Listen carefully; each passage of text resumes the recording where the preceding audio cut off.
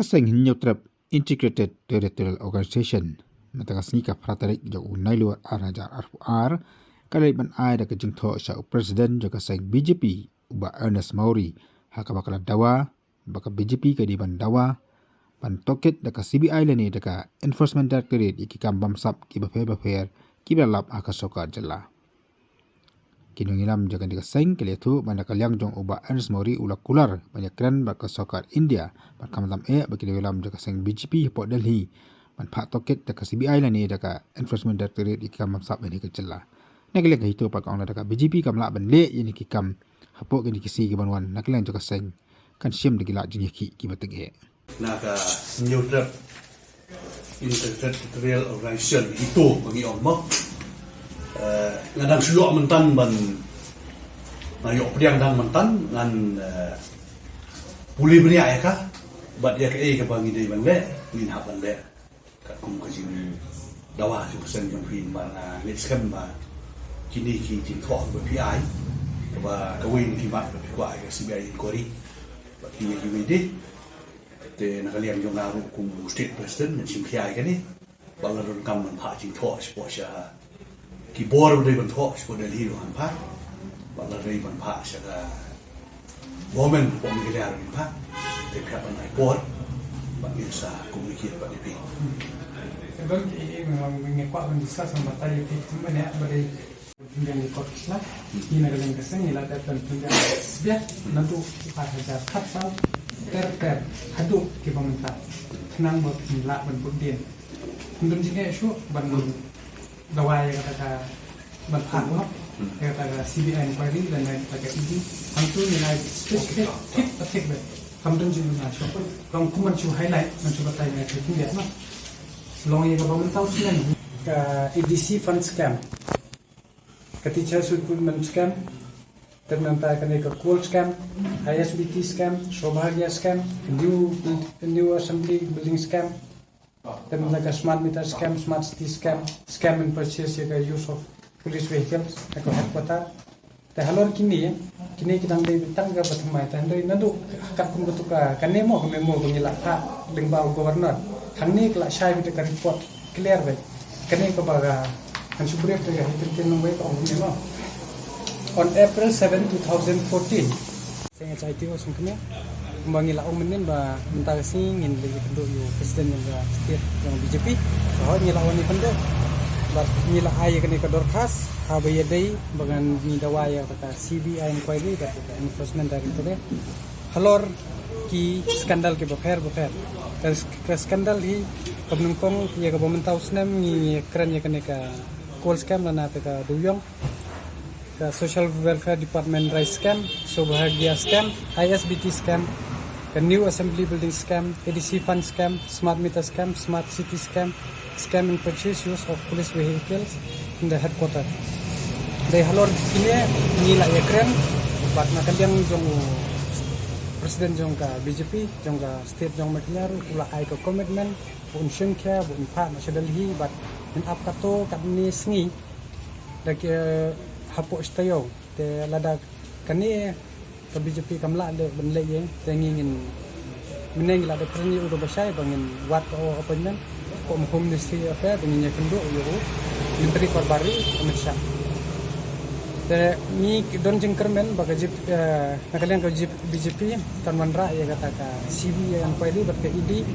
bat kimdei rupan langkum tu selap kum perthat lekyang ban syukur hendrei imslapat te kumban chupun suk susu yaki menakan ya takum katu ka kerwo ka bangila ilang ba kilat patay ko bor to he jong BJP ulo ong ba kin sa pembiang kita ki kop isla habaya day ya kata ka ban budgen diga CBI inquiry lan ya kata idi te nakalian jungi ngila pembiang ba ke jingtho pada kata ka report ngila ai ba ka bangan pulia menta te kadai gumne mo. On April 17, 2014, the NGT banned illegal rat hole mining all over Meghalaya after the committee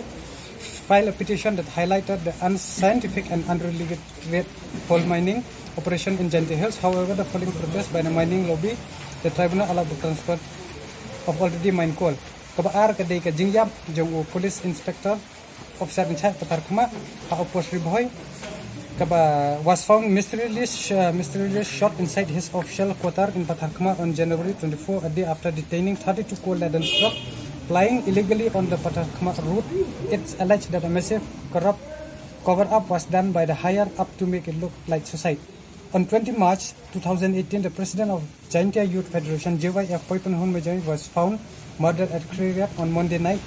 Police said the youth leader, who was also an RTI activist, was murdered by an unidentified miscreant. On 8